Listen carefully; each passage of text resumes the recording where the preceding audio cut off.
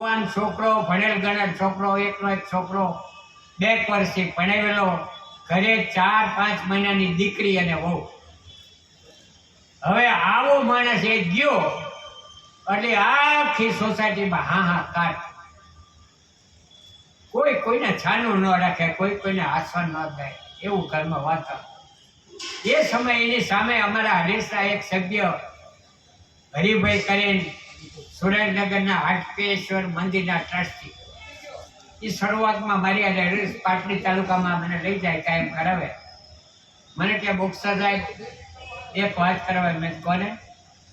એવી ઘટના અમારા પાડોશમાં બની છે કે એકનો છોકરો વીર ગયો છે, ઘરની અંદર માર પછાર ધમણાલ વાગે, કોઈને કોઈ પકડી શકે એવું. અને એના છોકરાની વહુ તો એ હુતી હુઈ રહે, જાગે ત્યારથી રોવા માંડે, રોતી હુએ છે અને રોતી જાગે છે.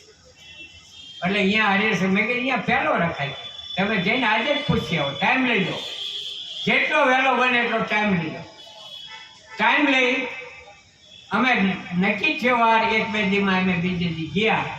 એના પૂર્વ દિશાના ઉગમણાબાદના 3-4 ઓયડા ને આગળ મોટી લાંબી ઓસરી, એ ઓસરીમાં અમે બધા ભગવાનની સ્થાપના કરીને ગોઠવાઈ ગયા. હરીશનો પાઠ શરૂ કર્યો. ઓલી જે દીકરાની વહુ હતી એ તો રોતી અંદર પલંગમાં હોઈ ગયેલી, ને અમે જ્યાં બેઠા હતા એ બાયણાની પાછળ જ એના રૂમનો પલંગ ને એમાં એ છોકરી પૂતેલી. અમે હરીશ શરૂ કર્યો, પાઠ કર્યો. પછી અમારા મનુભાઈ હતા, એ તો બહુ પ્રખર વિદ્વાન હતા, એને પોતે વક્તવ્ય આપ્યું. એને મંગળમય મૃત્યુ વિશે એને વાત કરી. હવે એને એવી ઉત્તમ વાત કરી કે મૃત્યુ પણ મંગળમય છે.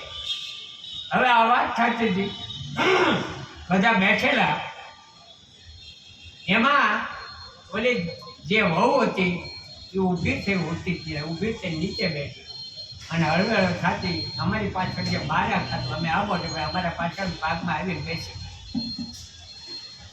એ આવીને બેઠીને અમારે તો વક્તવ્ય ચાલુ જ હતું મનોભાઈનું. એમાં એના ઘરના જોઈ ત્યાંથી બધા આગા પાછા થવા માંડ્યા અને અંદર કહેવા માંડ્યા કે વહુ જાગી એનું નામ હતું, નામ લઈ. એટલે અમે ઈશારો કર્યો કે તમે કોઈ કંઈ કહેશો, ભલે બેઠીને બેસી જ લેવાય, બોલાવશો નહીં.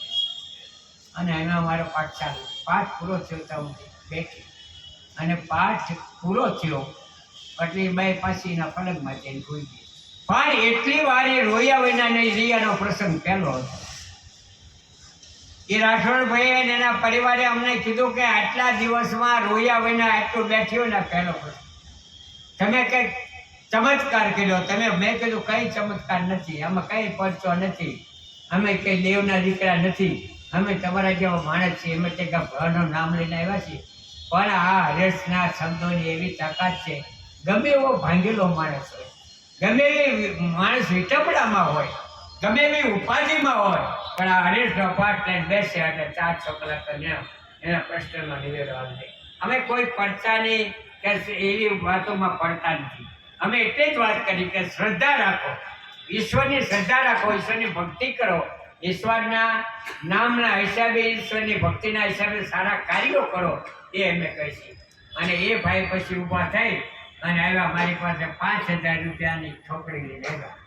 મને કહે જાઓ બાપુ આ પૈસા, અને તમારે જ્યાં હરીશના પ્રોગ્રામમાં જ્યાં જવું હોય ત્યાં પેટ્રોલ ડીઝલ ત્યાં પુસ્તક છપાવવા એમાં વાપરજો.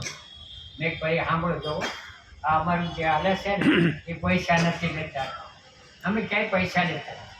પૈસા દઈ અને અમને શરમાવશો ને અમે અમારી ટેક તોડાવશો.